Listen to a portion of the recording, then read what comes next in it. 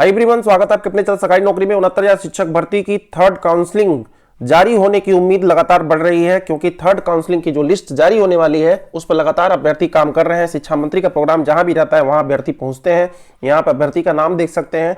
अभ्यर्थी ने शिक्षा मंत्री से व्यक्तिगत रूप से पूछा। व्यक्तिगत रूप से आप सोच रहे होंगे क्यों, इनको पर्सनली क्यों बताया।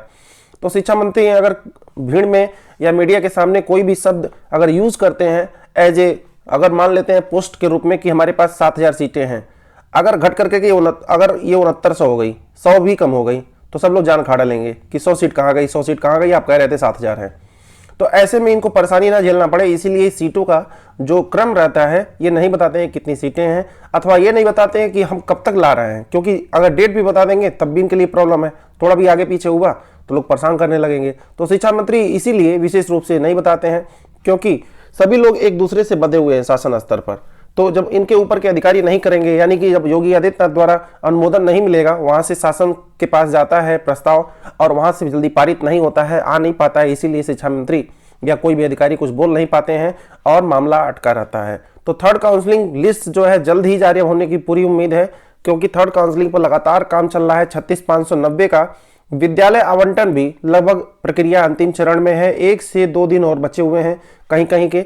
मैं आपको एक अपने नए चैनल के माध्यम से दिखाऊंगा कि उसमें आज और कल कहाँ का बचा हुआ है, कहाँ पे विद्यालय आवंटन आज और कल होना है। क्योंकि महिलाओं का जो विद्यालय आवंटन हो रहा है वो बोल रही हैं कि हमें नज़दीक में विद्यालय चाहिए, अपने घर के आसपास चाहिए, हमको दूर मत दीजिए। ऐसे में सर्वर इशू भी है, रात में ज़्यादा से ज़्यादा 11-12 भी बज जा रहे हैं कहीं कहीं। तो ऐसे में समस्या देखने को मिल रही है, जिससे विद्यालय आवंटन जो कुछ पुरुषों की जब बच गई है वह प्रक्रिया आज और कल होनी है। फिलहाल कल के बाद हो सकता है कहीं 1-2 दिन और रुके कि कहीं और बचा हो। फिलहाल लगभग हर जगह संपादित हो चुका है कार्यक्रम। तो थर्ड काउंसलिंग की बात करें तो थर्ड काउंसलिंग पर आप बिल्कुल एक्टिवेट रहिए, अपने सारे डॉक्यूमेंट्स वगैरह रेडी रखिए। थर्ड काउंसलिंग इसी महीने होनी है। बात कर लेते हैं थोड़ा सा 69,000 शिक्षक भर्ती में 22,000 सीटों को जोड़ने के संबंधित बात।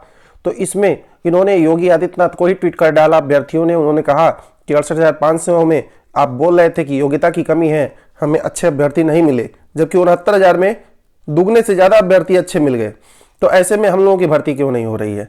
तो अभ्यर्थियों ने कहा है या तो रिक्त पदों पर जल्दी से मौका दे दें, नहीं तो मंच पर आकर के बयान वापस लें कि प्रदेश में बहुत योग्य हैं पर नौकरी नहीं है।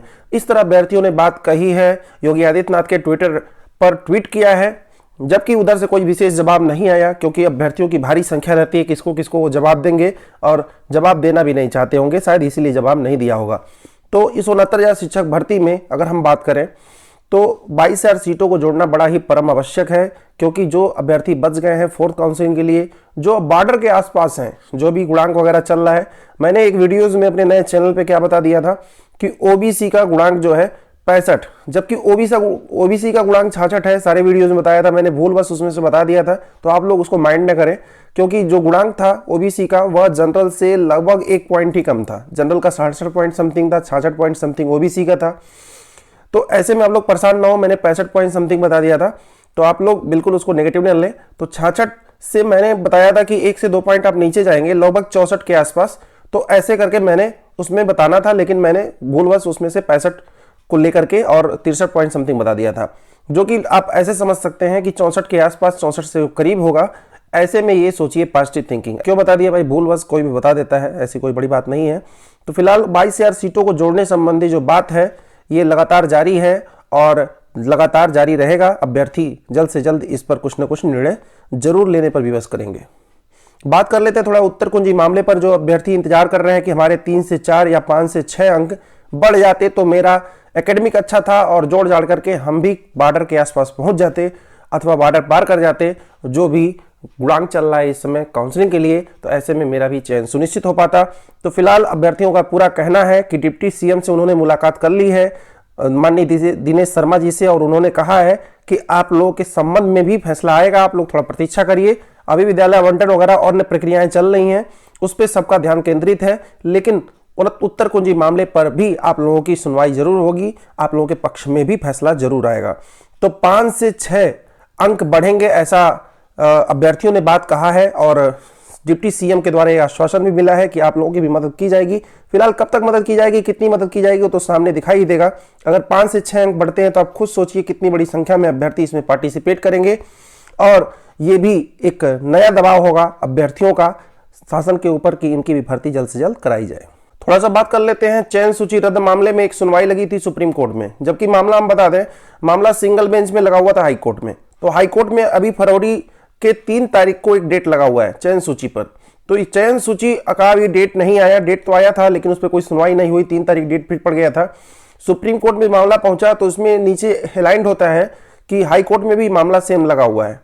तो सुप्रीम कोर्ट ने इस मामले को डिस्पोज कर दिया। डिस्पोज करने का कारण आप समझ सकते हैं कि मामला जब नीचे बेंच में लगा हुआ है वहां से भी फाइनलाइज नहीं हुआ है, अर्थात वहां से यस या नो नहीं हुआ है। अगर यस हो जाता तब भी ठीक है, नो हो जाता तब भी ठीक है, मतलब कि क्या करना है इसका, इस पर कुछ निर्णय नहीं लिया गया है। तो ऐसे में सुप्रीम कोर्ट ने इस मामले को तुरंत ही खारिज कर दिया। बात करें डीएलएड बीटीसी के पहले और दूसरे सेमेस्टर में बड़ा रिकॉर्ड बना है, 1,13,000 लोग फेल हो गए हैं। अब सोचिए बड़ा रिकॉर्ड क्या है, ये बड़ा रिकॉर्ड अधिकारियों के लिए है। अधिकारी शुरू से यही चाहते हैं कि अभ्यर्थी ज्यादा संख्या में फेल हो। आप खुद अंदाजा लगाइए, क्या इसके पहले लोग नहीं फेल होते थे? तब भी होते थे, अब संख्या क्यों बढ़ रही है? हमेशा सरकार के माध्यम से जो अधिकारी होते हैं ये जताना चाहते हैं कि अभ्यर्थी योग्य नहीं है, अभ्यर्थी पढ़ने में ठीक नहीं है, सीटें बच जा रही हैं। तो ऐसे में बड़ी संख्या में इनका घमंड तब चूर हुआ जब 69,000 शिक्षक भर्ती हुई। ऐसे में बड़ी संख्या में अभ्यर्थी, दुगने से अभ्यर्थी पास हो गए और इनको अपना गुणांक पासिंग मार्क 90 से 97 रखना पड़ा, 90-97, जबकि 60-67 पहले हुआ करता था पिछली वैकेंसी में। तो 60-67 से 90-97 इसलिए रखना पड़ा क्योंकि योग्य अभ्यर्थी दुगने से अधिक हो गए।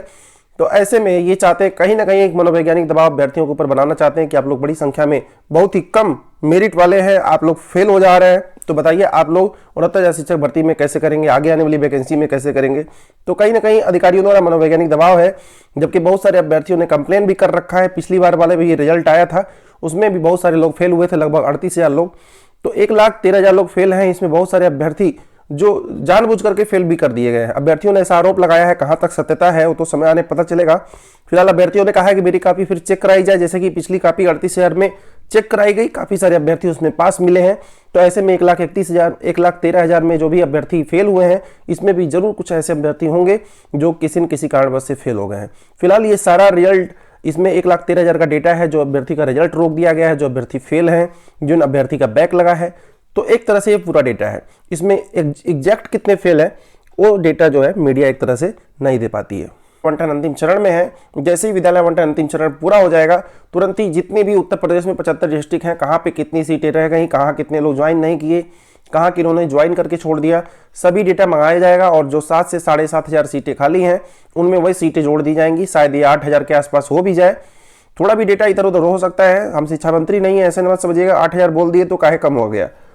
तो ऐसे में शिक्षा मंत्री भी बात नहीं बोलते हैं, इसीलिए तो 8,000 के आसपास जो भी सीटें अगर आपके पास आएंगी, जो भी आएंगी 7 से 8,000 के बीच, तो उस पर आपका चयन सुनिश्चित हो पाएगा। बाकी फोर्थ काउंसलिंग के लिए आपने जाना ही, जो डिप्टी सीएम है उन्होंने बात कही है कि आप लोगों के ऊपर भी ध्यान जरूर दिया जाएगा। तो फिलहाल अभी बस इतना ही, धन्यवाद।